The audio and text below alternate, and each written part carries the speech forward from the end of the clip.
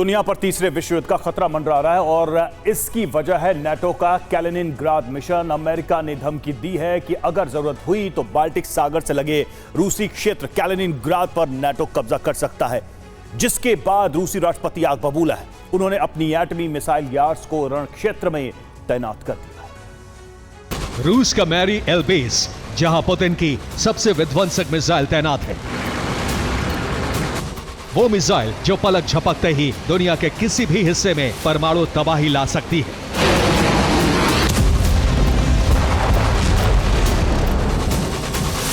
इसे दुनिया यार्स के नाम से जानती है।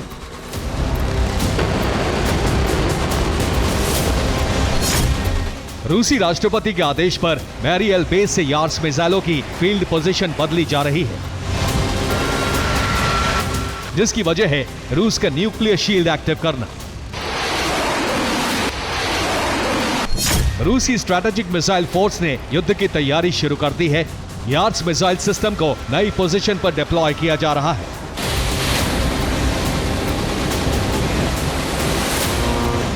रूसी राष्ट्रपति के इस आदेश की वजह है कैलिनिनग्राड पर मंडराता खतरा।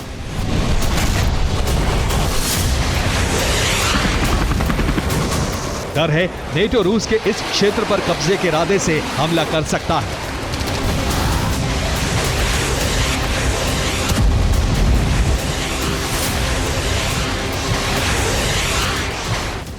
इस डर की वजह है यूएस आर्मी के कमांडर जनरल क्रिस डोनाहो की धमकी। उन्होंने एक बयान में कहा, नेटो सेनाएं कैलिनिनग्राड पर कब्जा कर सकती हैं। अगर जरूरत हुई तो हम इससे पीछे नहीं हटेंगे। जमीन का यह हिस्सा पहले से ज्यादा महत्वपूर्ण होता जा रहा है। इस जमीन से समंदर पर कब्जा कर सकते हैं। अमेरिकी कमांडर के इस बयान से व्लादिमीर पुतिन आग बबूला है। इसके जवाब में पुतिन ने एटमी तबाही मचाने में सक्षम यार्स मिसाइल को रणभूमि में भेज दिया है।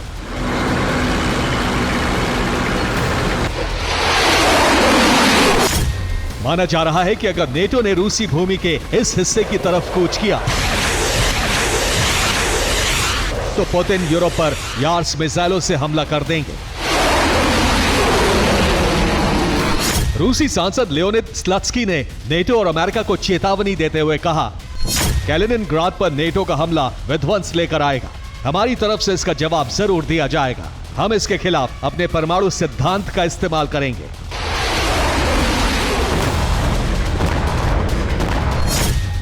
दरअसल रूस कैलिनिनग्राड में जीपीएस जैमर लगाकर नेटो को उकसा रहा है। सैटेलाइट नेविगेशन बंद होने की वजह से यूरोपीय एयरलाइंस को यहां से गुजरने में काफी दिक्कत होती है। अब माना जा रहा है कि नेटो और अमेरिका इसी का फायदा उठाकर कैलिनिनग्राड पर हमला कर इस पर कब्जा कर सकते हैं।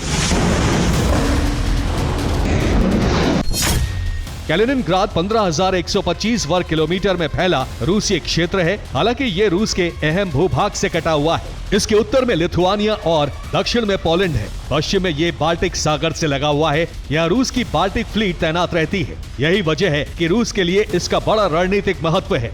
दरअसल रूस अपनी बाल्टिक सी फ्लीट के जरिए नेटो देशों पर नजर रखता है। रूस के दो इलाके बाल्टिक सागर से लगते हैं। पहला कैलिनिनग्राड और दूसरा सेंट पीटर्सबर्ग। कैलिनिनग्राड बंदरगाह सर्दियों में बर्फबारी की वजह से बंद नहीं होता। ये 12 महीने चालू रहता है, जबकि सेंट पीटर्सबर्ग बंदरगाह में सर्दियों में भारी दिक्कत झेलनी पड़ती है। यहाँ रूस के आइस ब्रेकर्स को बंदरगाह चालू रखने के लिए कड़ी मशक्कत करनी पड़ती है।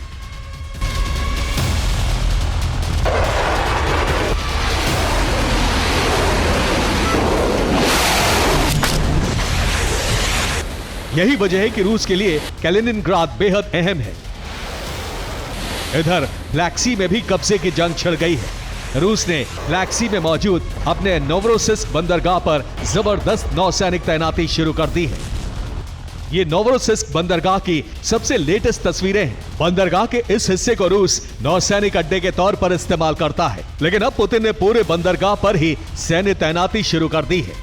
सैटेलाइट तस्वीरों में देखा जा सकता है बंदरगाह का ये हिस्सा वाणिज्यिक जहाजों के लिए है, लेकिन यहाँ भी युद्धपोत तैनात है। इसके अलावा युद्धपोतों की तैनाती के लिए नए डॉकिंग पियर का निर्माण भी किया जा रहा है। दरअसल माना जा रहा है कि ब्लैक सी में रूस की ये तैनाती कैलिनिनग्राद पर हमले की वजह बनने वाली है। दरअसल नेटो ब्लैक सी के जरिए यूक्रेन को हथियार भेज रहा है। अब माना जा रहा है कि पुतिन ओडेसा पोर्ट पर कब्जे के लिए ब्लैक सी से हमला कर सकते हैं।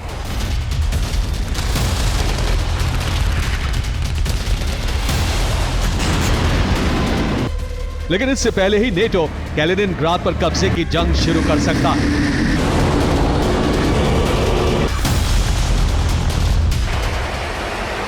लेकिन यार्ड्स की तैनाती से पुतिन ने साफ कर दिया है कि नेटो की यह कोशिश यूरोप में एटमी तबाही लेकर आएगी। Bureau report, TV9 Bharat.